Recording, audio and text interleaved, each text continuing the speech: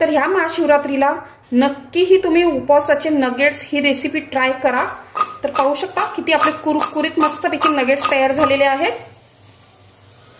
नमस्कार मैत्रिणींनो, रोशनी simple kitchen मध्ये तुमचं स्वागत आहे। तर आपण महाशिवरात्री स्पेशल असे उपवासाचे नगेट्स आपण पाहणार आहोत। तर त्यासाठी इथे मी 3 उकडलेले बटाटे घेतलेत आणि ते मी चांगले किसून घेतलेले आहेत।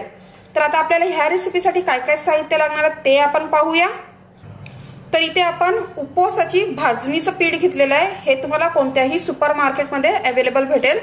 इथे आपण दाण्याचं कूट घेतलेलं आहे, तसंच बारीक मिरची घेतली चिरलेली, आलं मी किसून घेतलंय, जिरं घेतलंय आणि ते मी चिली फ्लेक्स घेतलंय। तर हे म्हणजे वापरायचं असेल तर तुम्ही वापरू शकता किंवा तुम्ही अवॉइड केला तरी चालेल। तर चला तर मग पटकन आपण आपल्या रेसिपीला सुरुवात करूया।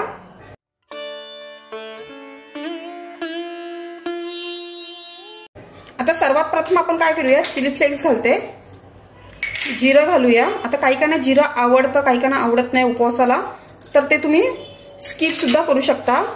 आता मी आल्याचा किस घालते, बारीक चिरलेली मिरची घालते, त्याच्यानंतर मी दाण्याचं कूट घालते आणि आपली उपवासाची भाजणीचं पीठ घालूया आपण। आता हे आपण आपल्या अंदाजानुसार घेऊया। आणि आता आपल्या बटाट्याला थोडासा पाण्याचा अंश असतोच, तर त्या हिशोबाने आपण आता मिक्स करून घेणार। जर आपल्याला कुठे पाण्याची गरज लागली तर आपण 1-2 चमचे ह्यात पाणी घालून मिक्स करून घेऊया। आता हे सर्व व्यवस्थित आपण मिक्स करून घेणार आहोत। अगदी खूप भारी होतात, कुरकुरीत आपले हे नगेट्स लागतात।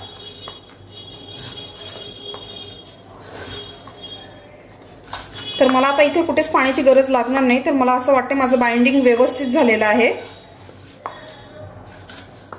ते व्यवस्थित आपण एकसारखं पीठ करून घेऊया हे सर्व। आता हे पहा, अशा प्रकारे आपण सर्व जिन्नस आपले व्यवस्थित मिक्स करून घेतलेत, तर तुम्ही पाहू शकताय। आणि आता आपण हे झाकून 5 ते 10 मिनिटं ठेवणार आहोत, म्हणजे जेणेकरून व्यवस्थित पीठ वगैरे मुरून जाईल। तर आता आपण 5 ते 10 मिनिटं वाट पाहूया। चला 5 ते 10 मिनिटं झालेत, तर आता आपण आपले नगेट्स बनवायला सुरुवात करूया। मगाशी माझं मीठ टाकायचं राहून गेलं होतं, नंतर मी मीठ मिक्स केलेलं आहे। तर सर्वप्रथम हाताला थोडंसं तेल लावून घेऊया आपण आणि याचे जसे तुम्हाला आवडत असेल त्या शेपमध्ये तुम्ही नगेट्स बनवू शकता। तर आता आपण याला असा शेप देणार आहोत। हे पहा, अशा प्रकारे आपण आता छोटे छोटे नगेट्स बनवून घेणार आहोत।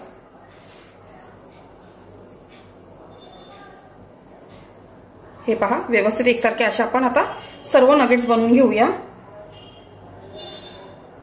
हे पहा, अशा प्रकारे आपण सर्व मस्तपैकी असे नगेट्स बनवून घेतले। तर आता आपण एकीकडे कढई गरम करत ठेवली होती, आता आपण हे फ्राय करायला घेऊया। आता आपलं कढईतलं तेल व्यवस्थित तापलेलं आहे आणि आपण लो टू मीडियम फ्लेम वरती व्यवस्थित हे कुरकुरीत फ्राय करून घेऊया। आता एक एक घालूया यात आपण।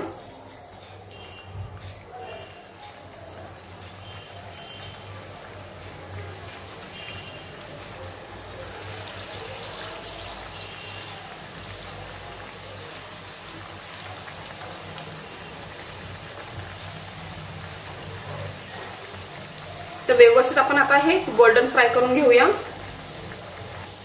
आता व्यवस्थित आपलं एका साईडने झालंय, आता आपण थोडंसं हलवून घेऊया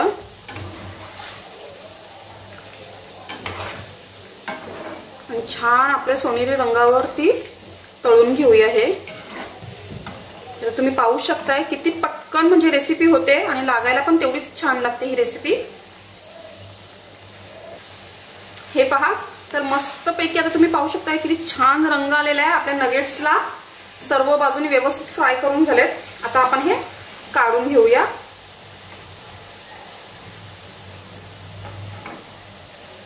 आता तुम्ही याच्यात ना जर कढीपत्ता उपवासाला खात असणार तर तुम्ही कढीपत्त्याची पाने सुद्धा तोडून घालू शकता किंवा कोथिंबीर खात असाल तर कोथिंबीर सुद्धा घालू शकता बारीक चिरून। तर त्याच्याने तर आणखीनच म्हणजे चव वाढेल या नगेट्सची। आता अशा प्रकारे ना मी बाकीचे सुद्धा नगेट्स तळून घेते। हे पहा मैत्रिणींनो, अशा प्रकारे आपले सर्व नगेट्स तयार करून झालेत। आता तुम्ही पाहू शकता, हे बघा किती क्रंची झालेत आणि आवाजावरनं तुम्हाला समजू शकता तर किती भारी झालेत। तर चला तर मग आपण आपली डिश आता सर्व करूया। आता इथे मी खोबरं आणि दाण्यांचा कूट आणि मिरची, अशा प्रकारे मी ही उपवासाची चटणी बनवलेली आहे ह्यासोबत खायला. आता आपण आपले नगेट्स इथे ठेवूया.